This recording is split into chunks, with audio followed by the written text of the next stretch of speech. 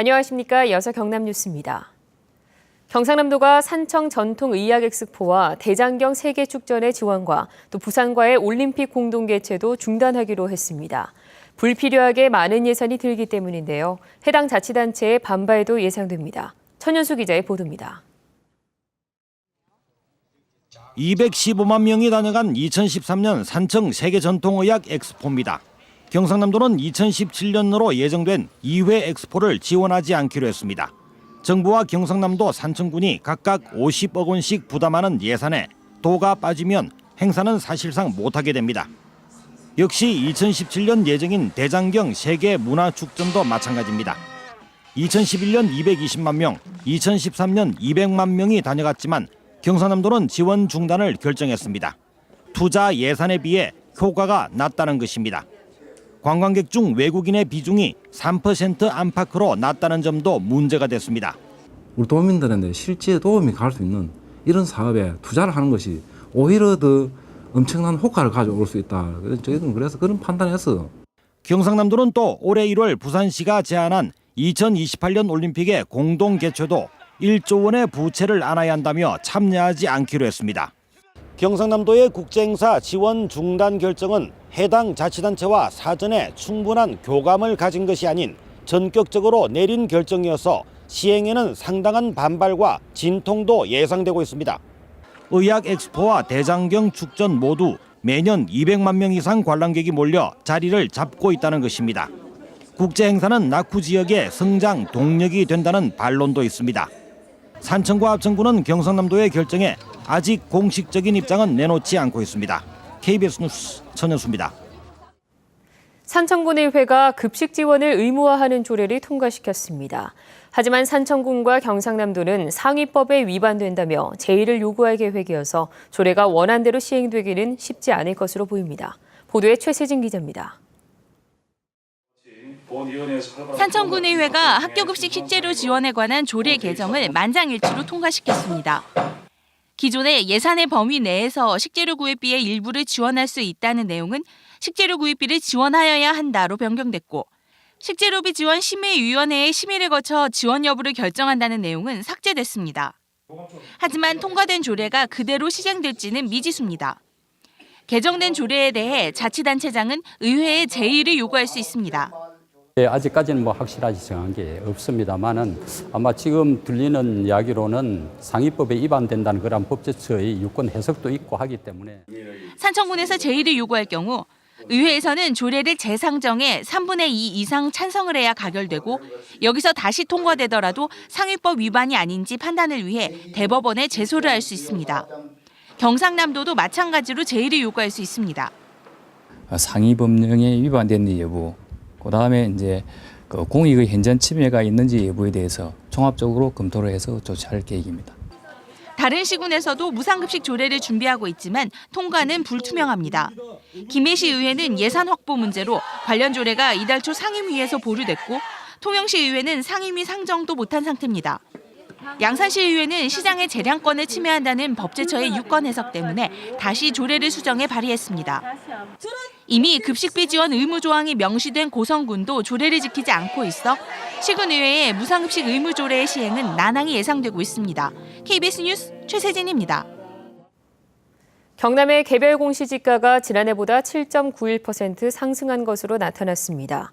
국토교통부가 공개한 전국 252개 자치단체의 개별 공시지가에 따르면 경남의 개별 공시지가 변동률은 지난해보다 7.91%, 전국적으로는 4.63% 오른 것으로 나타났습니다. 경남에서는 진주시 대안동 한 건물이 1제곱미터당 595만 원으로 가장 높았고, 통영시 욕지면 한 건물이 1제곱미터당 139원으로 가장 낮았습니다. 지난달 경남의 산업 생산이 광공업과 소매업이 부진한 가운데 건설업만 호조를 보였습니다. 동남지방통계청은 지난달 경남의 광업 제조업 생산이 의료정밀 광학, 기타 운송 장비의 감소로 지난해 4월과 비교해 7.1% 줄었고, 대형 소매점은 백화점 판매 부진으로 0.2% 증가에 그쳤다고 밝혔습니다. 반면 건설업은 공공부문과 건축, 토목 등 모든 분야에서 발주액이 늘어나 수주액이 43.7% 증가했습니다. 최근 폭염으로 인해 호흡기 질환 등을 유발하는 오존의 농도가 높아지고 있습니다. 특히 어린이와 노약자는 독성 물질인 오존에 노출되지 않도록 조심하셔야겠습니다. 황윤규 기자가 보도합니다. 강한 햇살이 내리쬐는 도심, 한여름처럼 열기가 달아오릅니다. 이런 날씨엔 오존의 농도도 높아집니다.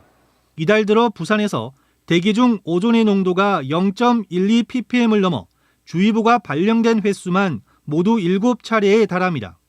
지난해 같은 달보다 3차례 더 많이 내려졌습니다. 올해 5월부터 일찍 이제 폭염이 찾아오면서 기온이 올라가고 또 일사량이나 자외선량이 증가하면서 이제 오존이 더 많이 생성이 된 것 같습니다. 눈에 보이지 않지만 인체에 독성을 가진 오존은 자동차가 뿜어낸 질소가스에 강한 햇빛, 자외선이 내리쬐을 때 만들어집니다. 이렇게 생긴 오존을 계속 마시면 기침이나 호흡 곤란, 눈 따가움 등의 증상이 나타나고 피부에도 자극을 줍니다. 어린이나 노약자는 오존의 농도가 낮더라도 지속적으로 노출될 경우 호흡기 질환이 악화됩니다.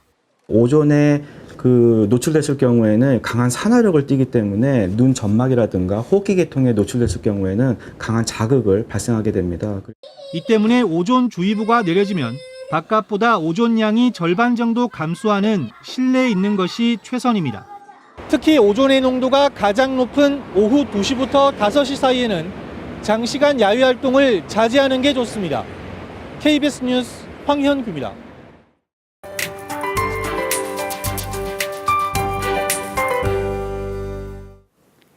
이번 주 더운 날씨 탓에 많이 지치셨을 텐데요. 현재 경남 지역 곳곳으로 비가 내리면서 더위는 한층 누그러졌습니다. 이번 비의 양은 5mm 미만으로 오전 중에 대부분 그치겠습니다. 오늘 하루지만 비가 내리면서 더위는 잠시 주춤하겠습니다. 오늘 우리 지역은 중국 상해 부근에서 제주도 남쪽 해상을 지나는 저기압의 영향을 받겠습니다. 따라서 하늘빛은 종일 흐리겠는데요. 현재 레이더 영상 보시면 경남 지역으로 비가 내리는 곳이 많습니다. 오전 중에 대부분 그치겠지만 일부 해안 지역으로는 오후까지 빗방울이 떨어지는 곳이 있겠습니다. 오늘 아침 기온은 대부분 지역에서 19도 안팎으로 포근하게 시작했습니다. 오늘은 아침과 낮 기온 모두 내림세를 보이고 있는데요. 한낮 기온은 창녕이 25도, 함안이 24도로 평년과 비슷하겠습니다. 서부 지역으로도 오전까지 비가 내리는 곳이 많겠습니다. 오늘 거창이 25도, 합천이 26도로 어제보다 5, 6도가량 낮겠습니다. 오늘 남해상을 중심으로 돌풍을 동반한 천둥 번개가 치는 곳이 있겠습니다. 항해나 조업하는 선박은 안전운항에 신경 쓰셔야겠습니다. 오늘 비가 그치고 나면 내일부터 기온이 크게 오르겠는데요. 6월이 시작되는 다음 주에도 한낮 더위가 이어지겠습니다. 기상정보였습니다. 진주시는 다음 달부터 신진주 역세권 개발 사업에 상업용지와 주상복합용지를 분양합니다. 분양되는 용지는 상업용지 11필지와 주상복합 3필지, 유통시설 1필지 등으로 다음 달 12일부터 입찰 신청을 받습니다. 신진주 역세권 개발 사업은 지난해 말 토지 보상 문제로 기반조성공사가 지연됐지만 상업용지 8필지와 준주거용지 3필지가 우선 분양됐습니다. KBS 뉴스를 마칩니다.